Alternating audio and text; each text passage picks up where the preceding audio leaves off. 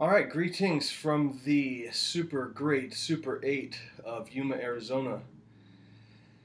I literally just got here and felt that I should get this video taken care of while it's still, fresh off the truck. Um, so, I've been doing little 5-minute summaries of each of my deliveries and all that stuff. But I decided to make a little bit of a longer one because I'm pretty much halfway done with training. And on top of that, my trainer who lives in Yuma wanted to take 2 days off, so I'm getting put up in the motel, and I do get paid per day. It's not that much, but it's better than nothing. So, most of my videos have been pretty quick, and I try to just run through what I went through, and a lot of them are just kind of like, oh, I'm getting used to truck driving lifestyle, and talking about roadkill and shot glasses, which is all good and fine, but I kind of wanted to take a more expansive, thorough look at it all. So overall, I'm stoked. I really, really, really enjoy doing this. I mean, I'm getting paid training right now, hourly rates. Thinking about doing solo, and then now I'm getting the mindset of doing the teams. Financially, I'm finally going to be at a point in my life where, I'm not going to be well off, but I'm not going to be struggling. I'm not going to be borrowing money from my parents. I'm going to finally be able to pay them back. I'm going to finally gain that independence that everyone's always looking for in life. And so I'm having a lot of fun. I really didn't know what to expect. I knew I liked to drive. I knew I wanted to travel. I knew I wanted to get away from home. I've been living with my parents, my mom and stepdad, for 15 months. So it was a really big incentive to gain my independence back and get out and do something. And sure, I could do an office job, and I could work for a year and save up enough money to get my own apartment and then pay all my own bills and do all this stuff. Right now, I have the ability to literally live rent-free, go home, every few weeks, every few months, visit. When I do visit, people are going to want to catch up and buy me dinners, and it's going to save me money. And so it's really a cool opportunity to get ahead. And the fact that I've been to 19 frickin' states in a little over 2 weeks, like, how many people can say that? And who knows when I'll finally hit the 48 marker. And then if you consider DC I saw a shot glass of DC, and I was like, all right, there's 49. So I don't know. It's just fun. Kind of making a game of it. I got my YouTube going. I got a Twitter, which I don't use too much. I just got an Instagram. I'm aiming to do my Facebook kind of more of the actual professional Swift stuff, deliveries, this, that, and then I'm going to have the Instagram of like what I encounter along the way, like good meals, like the fried corn on the cob in New Mexico, random things that I don't feel are professionally oriented, but I still want to share. So I'm just kind of delegating and getting my rooks in place and pawns and bishops and knights and whatever. So again, my trainer's still great, dude. I'm really lucky. I mean, I had one kid call me who I went to orientation with, saying how his trainer was dirty and this and that, and then they took a break, and he never called him to get back on the road, and he doesn't know what he should do, and he's asking me what's the number to call, and it's like, who should he talk to? And it's like, dude, you should have paid a little more attention to orientation, man.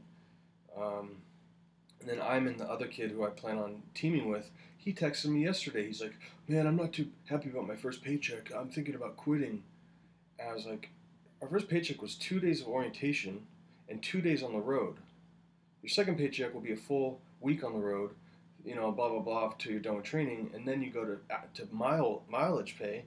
Like, this is just training wheels. Even when the recruiters who initially talked to us at United Truck Driving School said, like, this is boot camp. Like, if you can get through this, it proves that you can go forward.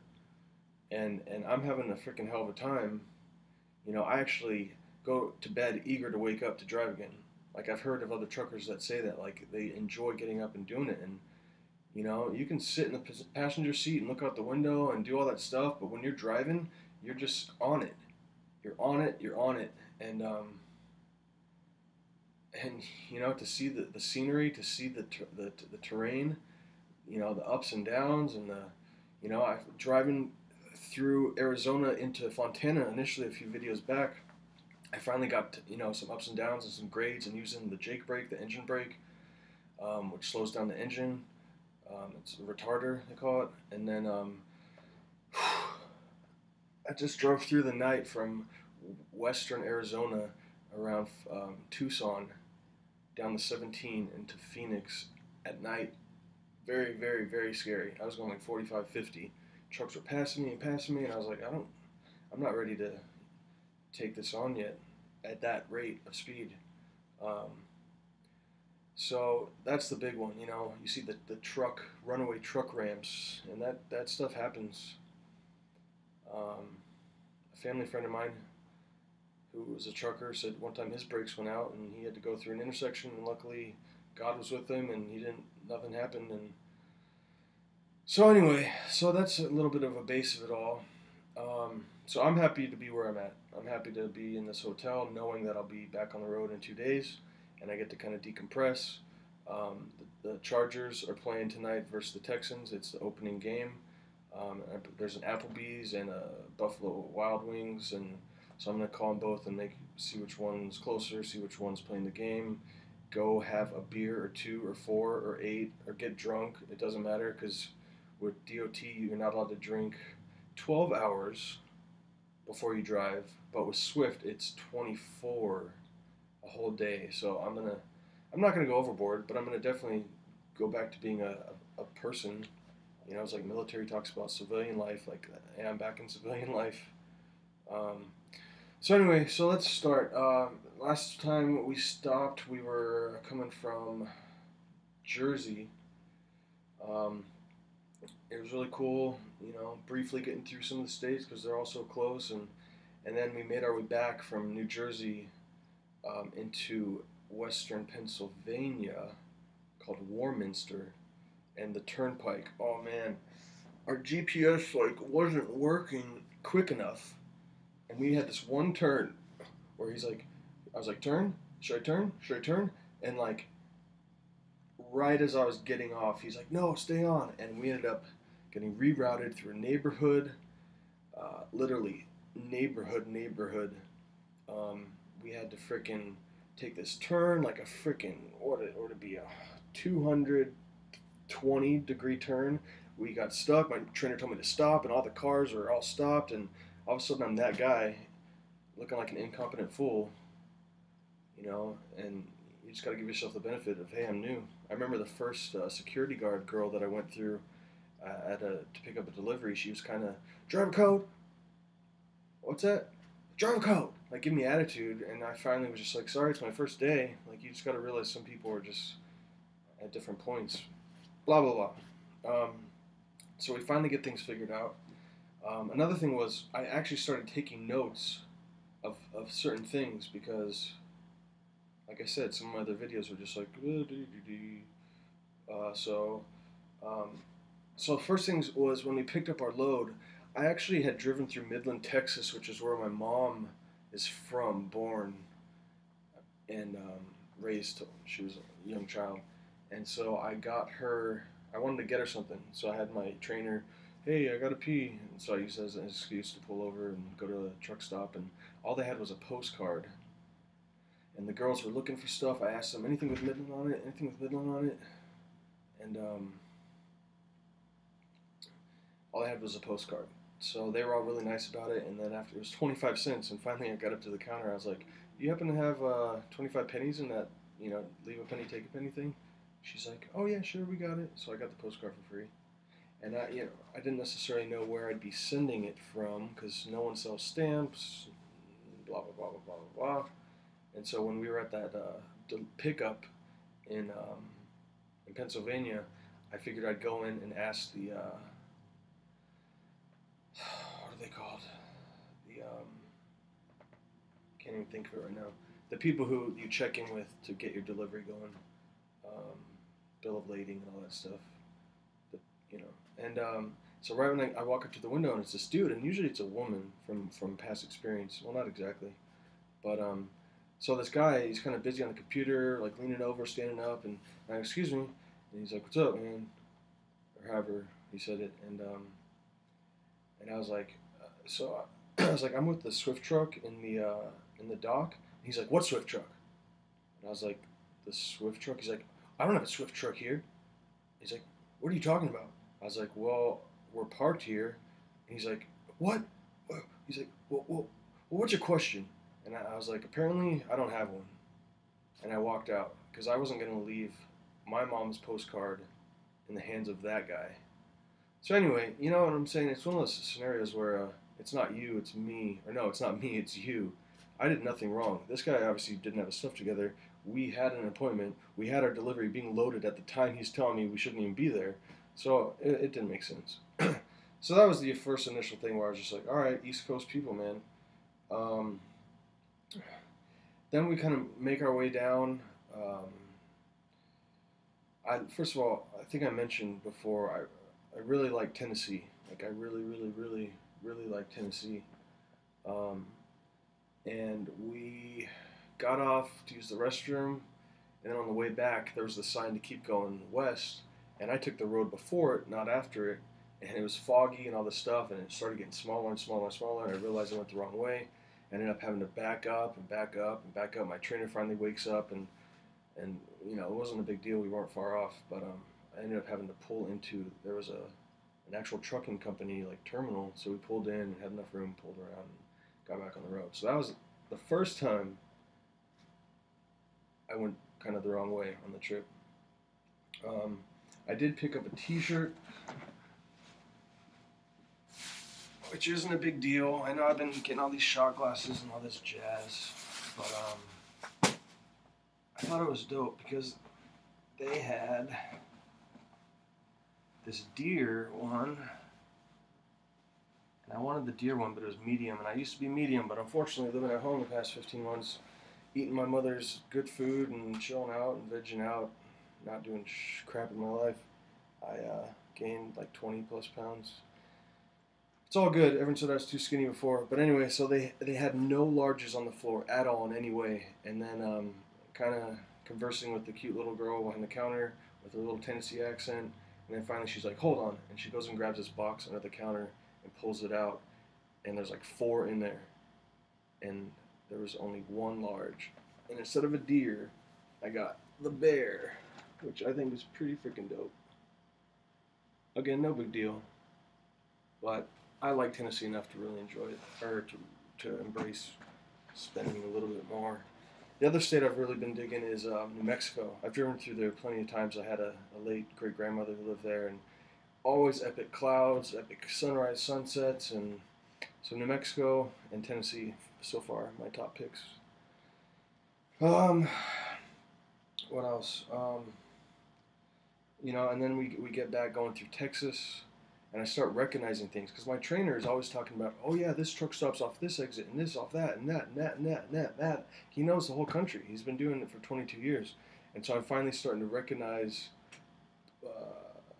you know, billboards and scenery. You know, realizing I've been here before, which is really cool because soon enough you're gonna know it like the back of your hand. And then as far as truck stops and stuff, you know, they got the apps. Um, you know, I actually got the rest area, my pilots and Flying J's, and then the Loves, and then the Petros and TAs and all that stuff. And so it's pretty easy to keep track of what you're doing, where you're going, when you need to stop, and just kind of managing it all. I mean, imagine this job 30 years ago. All you got is a CB radio. One of the recruiters initially that came to my school told us he had a pager. If they paged him, he'd have to get off and call. And so we're really fortunate, you know. And the fact with my Facebook and, you know, now Instagram and YouTube, you know, my family can keep up, and it's pretty easy. It saves me a lot of breath. When I get home, people won't have to ask me what I did. They'll want to know more about what I did because they already heard about it. And technology, man. So what else has been going on? besides that. Yeah, like I said, New Mexico's awesome. We did have to do a little bit of a layover because with your 70 hours, you can't do more than 70 in an 8-day period. So if you're like running out on that 8th day, you have to wait for midnight to get that first day's hours back. So I got like 9.5 added, and then we were able to drive into Texas. Um, uh, Other than that, I mean, so many truck stops, so many truck stops. All I could really advise or constantly be aware of is the fact that truckers have a hard time seeing stuff. You know, I saw a guy walking in a dark lot the other day, last night, with a flashlight, and I was like, "That's a good idea." And I was like, "Wait, I don't really need a flashlight. You can do, you know." This one guy was swerving. We were trying to pass him, he kept swerving, and it's dark. It's dark. So when we passed him, I just kind of waved my phone at him, like, "Hey, you're a freaking idiot." So I don't know. But so now we're back, 2 days, heading out on the 11th, September 11th, in the morning, around 10, 11, and I just get to kind of just let it all go. I mean, people that work out too much, you're supposed to take a day off in between and do backs and this and that one day and legs and this and that another day. I can already feel fatigue in my arms right here, you know. And another thing, like a tip I've learned is when you're getting tired or whatever, like raise your seat up, lower your seat, move your wheel up, lower your wheel, all this stuff which you can do while you're driving. Hit this, and you can move it. So it just kind of rearrange your muscles. Sometimes I'll like grab up here, and just like drive, just because I need something else. So what else? Another thing, my awesome watch, which was a graduation gift to myself, that I bought like a few weeks before I graduated from truck driving school because I knew I wanted it. It's kind of like if people retire, they get a watch, and I figured I'd get a watch. And my dad was like, "Well, watches are obsolete," and it's very true. But I got my home time here, and then with my phone, I got the automatic time zone shift, so I know what's going on locally. I know what's going on back home. So it was worth it. It's a Fossil. It's they call it smoke. The color smoke. Anyway, what else did I want to talk about? As you can tell, I'm just tired. I didn't sleep too well past day. I haven't been sleeping too well at all. I'm still just getting used to the lifestyle. And also, I'm still just excited because this is fun. I'm actually having fun. You know, I know a lot of people think this is just like a grind of a job. And it's like, dude, you're not even working. You're not even working. You're just driving. Yeah, you get to a delivery and all this stuff. And, you know, that Safeway delivery we just did was actually to an ice cream company that is a subsidiary of Safeway brand. Like, I even looked up the company's name. They're nowhere because they make those gross little frickin', they give them to kids. They're ice creams, and they have like red stripes, and they come with a little 8-shaped wooden spoon. And so we delivered a bunch of those little cups. And so, hey, if you're eating one of those ice creams, maybe I delivered it. No, I don't know. But it is cool to be part of the vein of the economy. I mean, any job you're doing that, but this is like straight up. Like, we need this there, that there. Like, so many trucks, especially at night when drivers aren't on the road. All you see is trucks. So what else? I don't know. Do I miss home? No. Do I know what's there waiting for me? Yes. Am I eager to get done with training? Yeah, and run my own boat. You know, my trainer's great, but it's going to be great when I call the shots and it's my stuff, my arrangements, and so there's a lot more to come. You know, like I said, I had 108 hours. I'm also doing this as well, where I'm keeping track of. I don't know if you could even see it. Keeping track of all my payroll. So I'm pretty much halfway done. So I will check in whenever and wherever